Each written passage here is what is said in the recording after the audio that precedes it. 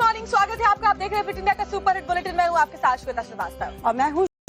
नमस्कार, good morning, स्वागत है आपका। आप देख रहे हैं फिट इंडिया का सुपर हिट बुलेटिन। मैं हूँ आपके साथ श्वेता श्रीवास्तव और मैं हूँ श्वेता भट्टाचार्य। शुरू हो चुका है खबरों का सिलसिला, आपका फेवरेट मॉर्निंग शो लेकर एक बार फिर से हम दोनों हाजिर हैं। और इसमें न सिर्फ हम आपको खबरें दिखाते हैं बल्कि आपको इस मोटिवेट भी करते हैं कि आप अपने फिटनेस का ख्याल भी जरूर रखें, क्योंकि फिट है तभी हिट है। करते हैं बुलेटिन की बड़ी खबर के साथ। चेन्नई से बड़ी खबर मिल रही है, जहां अम्यूजमेंट पार्क में बताया जा रहा बड़ा हादसा टला है। 50 फीट की ऊंचाई पर बताया जा रहा है जॉय राइड जो है वो अटक गई थी, लेकिन सभी को सुरक्षित निकाल लिया गया है। तो 36 लोग बताया जा रहा है इसमें फंस गए थे। हालांकि सबको सकुशल रेस्क्यू कर लिया गया है, किसी की जान नहीं गई, लेकिन लोग डरे सहमे से। सोचिए, जब ये अम्यूजमेंट पार्क में ये जॉय राइड फंस गई थी, लोगों की सांसें अटक गई थी, लेकिन सभी को बचा लिया गया।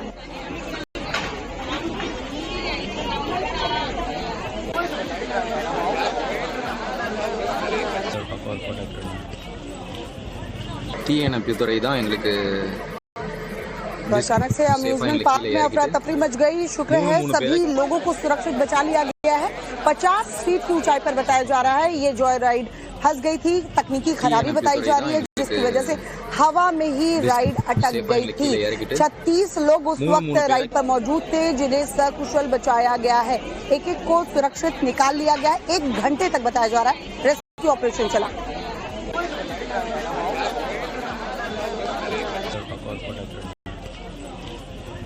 TNP தான் எங்களுக்கு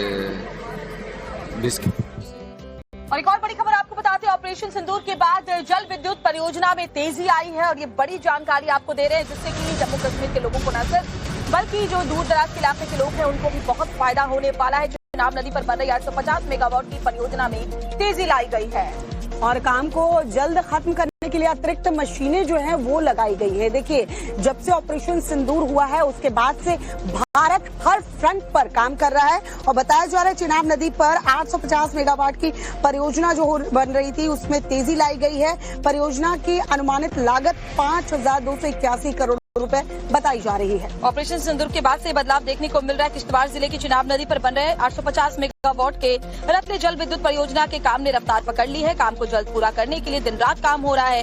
इस परियोजना को पूरा करने की जो अनुमानित लागत है वो 5281 करोड़ रुपए है। इसका निर्माण कार्य Ratle hydroelectric power corporation limited की तरफ से किया जा रहा है।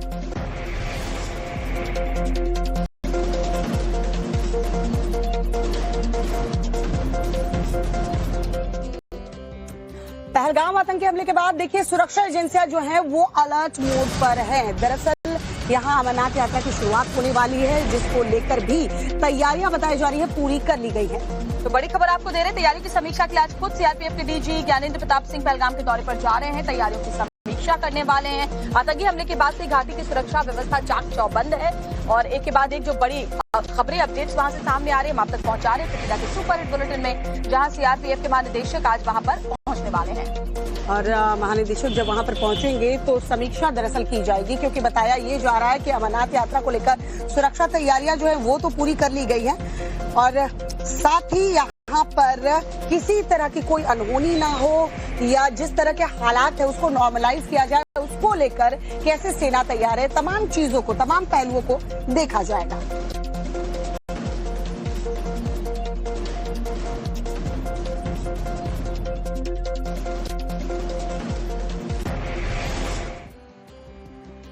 और जंगी तैयारी में आत्मनिर्भर भारत की एक और तस्वीर हम आपको दिखाते हैं ऑपरेशन सिंदूर के दौरान। और जब पाकिस्तान के साथ तनातनी चल रही थी, कैसे भारत की आत्मनिर्भर भारत की तस्वीर पूरी दुनिया ने देखी। और एक बार फिर से आपको बताते हैं, 5वीं पीढ़ी के स्ट्रीट फाइटर जेट AMCA को रक्षा मंत्री राजनाथ सिंह ने मंजूरी दे दी है। रक्षा मंत्री राजनाथ सिंह ने AMCA को मंजूरी दी है। रडार को ये चकमा देने में माहिर बताया जा रहा है। स्टील्थ फाइटर जेट तकनीक से लैस है और दुश्मन पर सटीक प्रहार करने में ये सक्षम भी है। स्टील्थ फाइटर जेट्स खास तरह के युद्धक विमान हैं जो दुश्मन के रडार और इंफ्रारेड सेंसर से छुपने के लिए बनाए गए हैं। इनका डिजाइन और सामग्री ऐसी होती है कि रडार की तरंगें इन्हें आसानी से पकड़ नहीं पाती।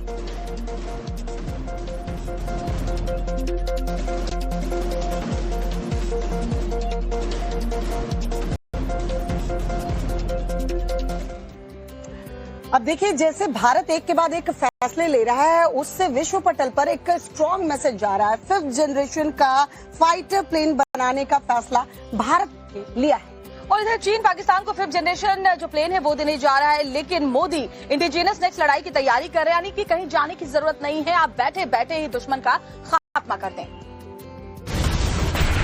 ऑपरेशन सिंध भारत आत्मनिर्भर बनेगा। अब भारत अपना खुद का 5th generation advanced medium combat aircraft यानी AMCA बनाएगा। रक्षा मंत्री राजनाथ सिंह ने AMCA प्रोजेक्ट को मंजूरी दे दी है।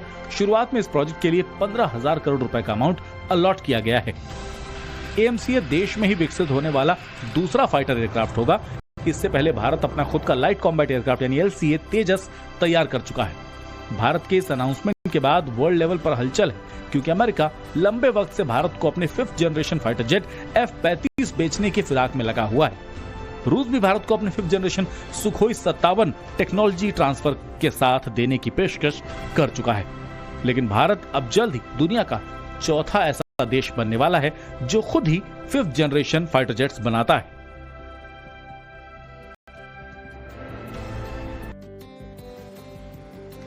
बिहार में एक चर्चा अभी बहुत ही आम है। श्वेता, तेज प्रताप यादव ने जिस तरह अपनी मोहब्बत का इजहार किया और उसके बाद जैसे पार्टी और परिवार से लालू यादव ने उन्हें बेदखल किया, उसके बाद विपक्ष को भी विधानसभा चुनाव से पहले बैठे बिठाए एक मुद्दा मिल गया है। वहीं अनुष्का यादव के भाई ने भी तेज प्रताप के बहिष्कार के फैसले पर सवाल खड़े किए हैं। इधर तेज प्रताप पर लालू एंड फैमिली सख्त नजर आ रही है, लेकिन तेज प्रताप के दोनों मामा साधु यादव और सुभाष यादव की बात करें तो वो इस फैसले को अलग अलग एंगल से देख रहे हैं। जहां साधु यादव लालू यादव के इस फैसले के साथ नजर आ रहे हैं, तो सुभाष यादव कुछ और ही सोच रखते हैं। एक रिपोर्ट दिखाते हैं, देखिए जरा।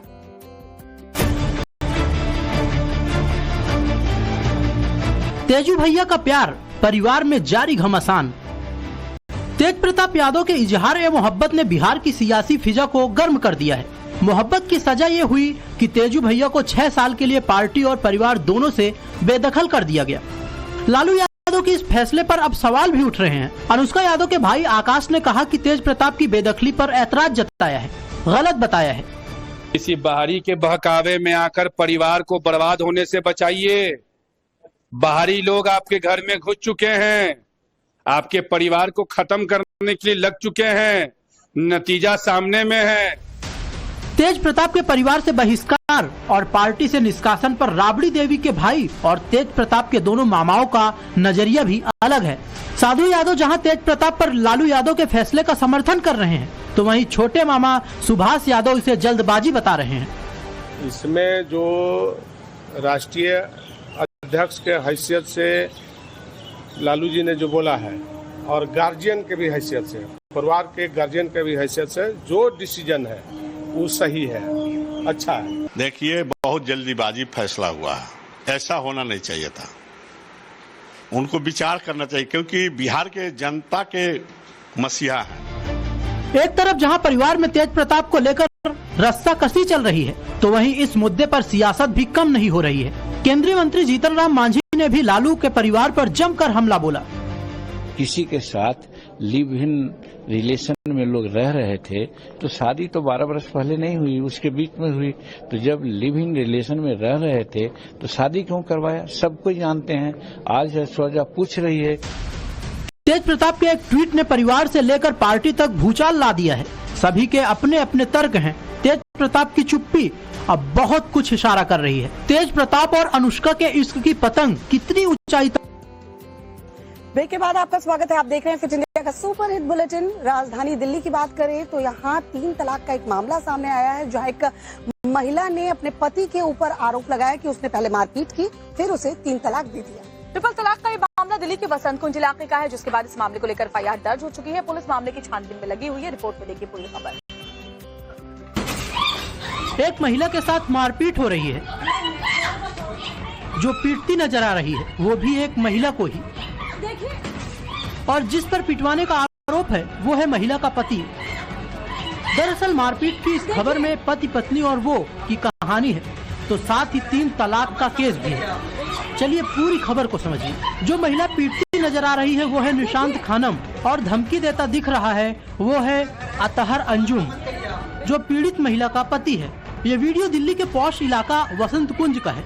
आरोप है कि अतहर अंजुम का किसी दूसरी महिला के साथ अवैध संबंध है और पीड़िता अपनी सहेली के साथ पहुंचकर जब अपने पति को दूसरी महिला के साथ रंगे हाथ पकड़ लिया तो पीड़िता के साथ मारपीट की गई। तस्वीरों में आप देख सकते हैं बच्चों के सामने महिला को पीटा जा रहा है, वो चीख रही है और बच्चे खौफजदा हैं। पीड़िता का आरोप है कि उसके पति अतहर अंजुम ने उसके साथ पहले मारपीट की, फिर उसे 3 तलाक दे दिया। इतना ही नहीं, अतहर ने निशांत को जान से मारने की धमकी भी दी। फिलहाल इस मामले में केस दर्ज हो चुका है और पुलिस मामले की जांच कर रही है।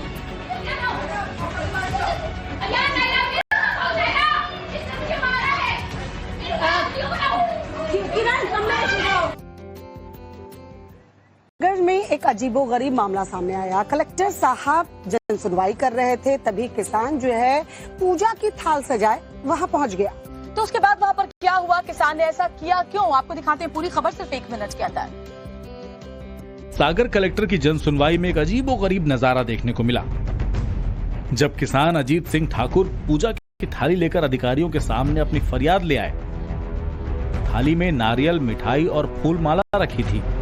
किसान ने थाली सीधे कलेक्टर संदीप जीआर की टेबल पर रख दी और कहा, मेरी जमीन रिकॉर्ड से गायब हो गई।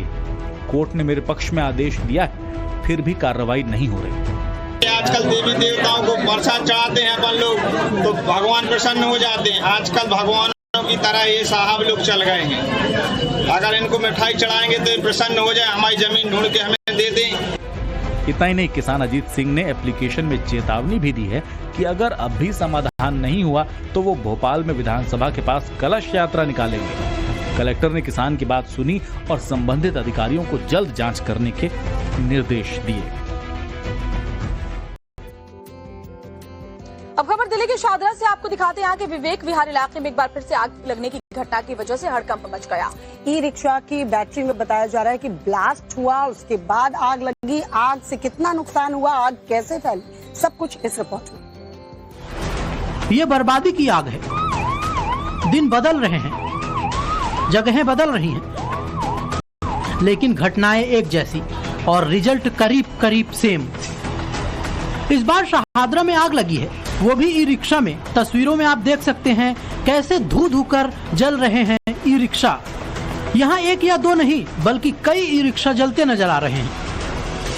आग का ये वीडियो दिल्ली के विवेक विहार इलाके का है, जहाँ पहले ई रिक्शा की बैटरी में जोरदार धमाका हुआ और उसके बाद आग लग गई। देखते ही देखते ये आग तेजी से फैलने लगी, जिसकी जद में कई ई रिक्शे आ गए। बताया जा रहा है कि इस भयानक आग में करीब 6 ई रिक्शा जलकर खाक हो गए। वहीं एक शख्स बुरी तरह से झुलस गया। दरअसल जहां ई रिक्शे में आग लगी थी, उसी दुकान में पीड़ित शख्स काम कर रहा था। घायल शख्स को पास के अस्पताल में भर्ती कराया गया। बता दें कि इस आग पर काबू पाने के लिए सबसे पहले एक समाज सेवी संगठन के कार्यकर्ता पहुंचे और उन्होंने दिलेरी दिखाते हुए आग पर काबू पाने की कोशिश शुरू कर दी। कड़ी मशक्कत के बाद उस आग पर काबू पाया जा सका। खबर जोधपुर से है। जोधपुर से दरअसल एक शर्मनाक घटना सामने आई है। एक नामी अस्पताल बताया जा रहा है, जिसके MRI कराने एक महिला पहुंची थी वहां पर, और जब चेंजिंग रूम में वो गई तो वो चौंक गई। दरअसल चेंजिंग रूम में एक हिडन कैमरा लगा हुआ था जो कि ऑन था। उसके बाद महिला ने शोर मचाया और जब ये पूरी बात खुलकर सामने आई तो पता चला कि चेंजिंग रूम में कैमरा लगाने वाला कोई और नहीं बल्कि अस्पताल का ही सिक्योरिटी गार्ड था। ये खबर हर महिला के लिए सावधान करने वाली है। मामला जोधपुर के महात्मा गांधी अस्पताल का है। अस्पताल का नाम गांधी के नाम पर है, लेकिन यहाँ काम ऐसा हो रहा था कि गोद से भी शर्मा जाए। इस अस्पताल में एक महिला MRI कराने आई थी। अस्पताल के स्टाफ ने उसे चेंजिंग रूम में भेजा। महिला चेंजिंग रूम में गई, कपड़े चेंज करने शुरू कर दिए, लेकिन तभी उसे मौके पर कुछ अटपटा सा लगा। महिला की नजर चेंजिंग रूम में एक कोने पर टिक गई।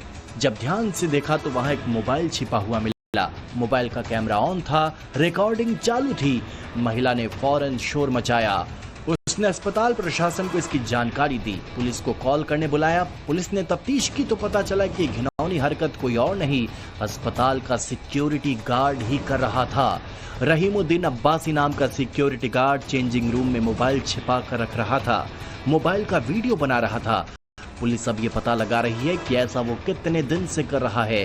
पुलिस इस एंगल से भी जांच कर रही है कि कहीं इसके पीछे किसी गैंग का गंदा धंधा तो नहीं है। राष्ट्रपति द्रौपदी मुर्मू ने देश की अलग अलग हस्तियों को पद्म सम्मानों से नवाजा है। साध्वी रितंबरा को भी सामाजिक कार्यों में उनके योगदान के लिए पद्म भूषण से सम्मानित किया गया है। साध्वी रितंबरा आपको याद ही होंगी, राम मंदिर आंदोलन में भी इनकी काफी अहम भूमिका रही थी और उस वक्त भी इनके भाषणों की गूंज पूरे देश में सुनाई देती।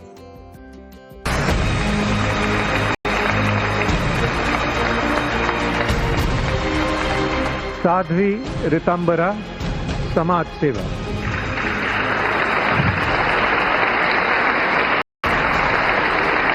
तालियों की ये गड़गड़ाहट प्रमाण है साध्वी रितंबरा के उस त्याग, उस समर्पण और उस सेवा का, जिसे पूरा करने के लिए उन्होंने अपना जीवन समाज के लिए झोंक दिया।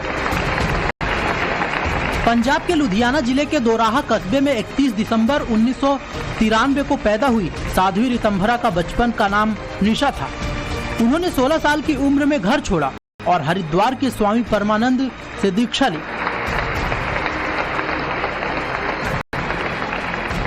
राम मंदिर आंदोलन में हुंकार भरने वाली साध्वी रितंबरा को समाज सेवा में उनके योगदान के लिए भारत का दूसरा सर्वोच्च नागरिक सम्मान पद्म भूषण दिया गया। 1990 के दशक में साध्वी रितंबरा ने विश्व हिंदू परिषद के महिला संगठन दुर्गा वाहिनी की स्थापना की और राम मंदिर आंदोलन में सक्रिय भूमिका निभाई थी।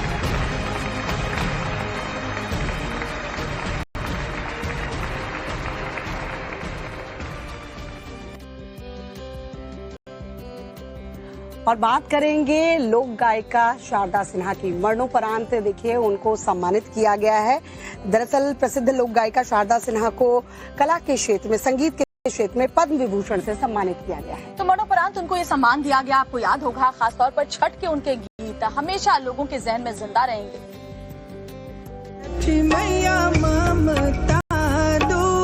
मरणोपरांत कला के क्षेत्र में उनके योगदान के लिए राष्ट्रपति द्वारा पद्म विभूषण से सम्मानित किया गया। डॉक्टर शारदा सिन्हा के लिए ये पुरस्कार लेने उनके पुत्र अंशुमन सिन्हा राष्ट्रपति भवन पहुंचे थे।